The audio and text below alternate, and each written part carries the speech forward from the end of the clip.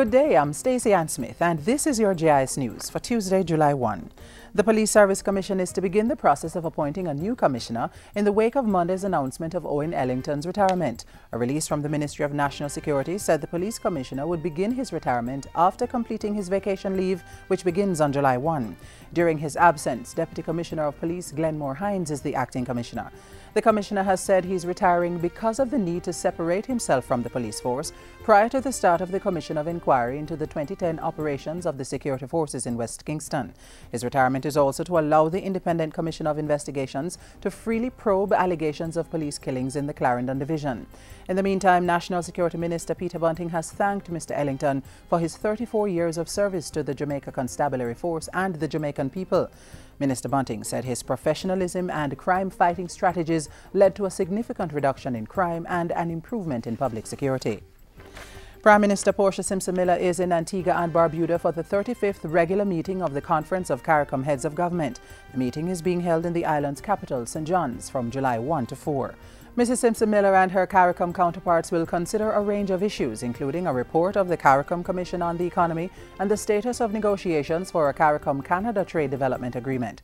The leaders will also discuss climate change, HIV/AIDS, marijuana, crime and security, as well as preparations for the 3rd International Conference on Small Island Developing States, SIDS.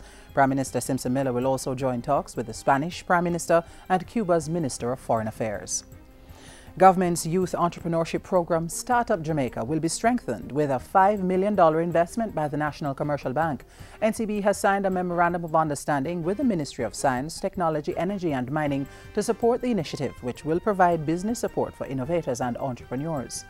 It will be an accelerator where the entrepreneurs will be provided with seed funding, and the seed funding is primarily to allow the company or the teams to have at least one person who is fully dedicated to the work of the company. Startup Jamaica, which launches this year, is meant to boost business development and provide jobs.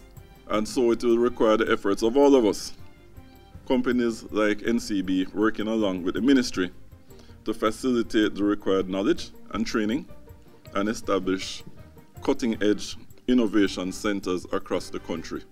NCB joins Lime and Jamaica National, as well as Middle Eastern company Oasis 500, in its support for the government venture. The Jamaica Intellectual Property Office, JIPO, is collaborating with its international affiliate, the World Intellectual Property Organization, for the legal protection of reggae as both a brand and as an industry.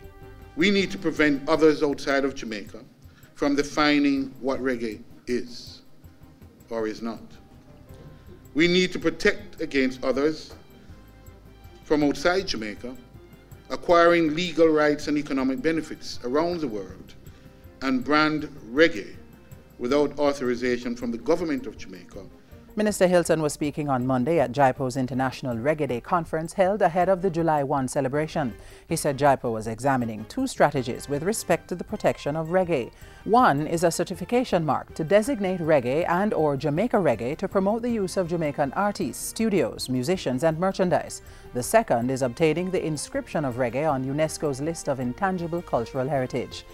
Youth and Culture Minister Lisa Hanna has recommitted Jamaica to the elimination of violence against children. While hosting the 2-day UN Cross-Regional Conference for Advancing the Protection of Children from Violence, Minister Hanna updated the gathering on the island's violence prevention measures. Among them, the development of the National Plan of Action for an integrated response to children and violence, a multi-sectoral approach to children and improvements in children's services.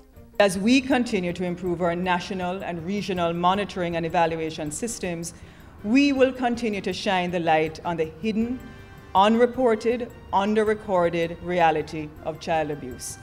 We must be ready to provide the therapeutic interventions necessary for child victims, the appropriate sanctions for the perpetrators, and the urgent mechanisms to prevent further abuse. And finally, the National Family Planning Board is spreading the word this year to remind the nation of the importance of fathers and their role in the family.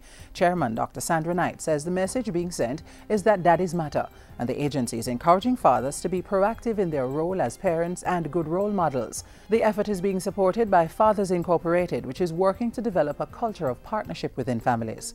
Only 18% of young people can point that to the fact that their parents are partners, only 18%. We really want to see our women and our men develop partnerships and have an investment in each other on some equal terms. Professor Gale was addressing a recent JIS think tank with the NFPB. And that's it for JIS News today. I'm Stacey Ann Smith. Thank you for watching.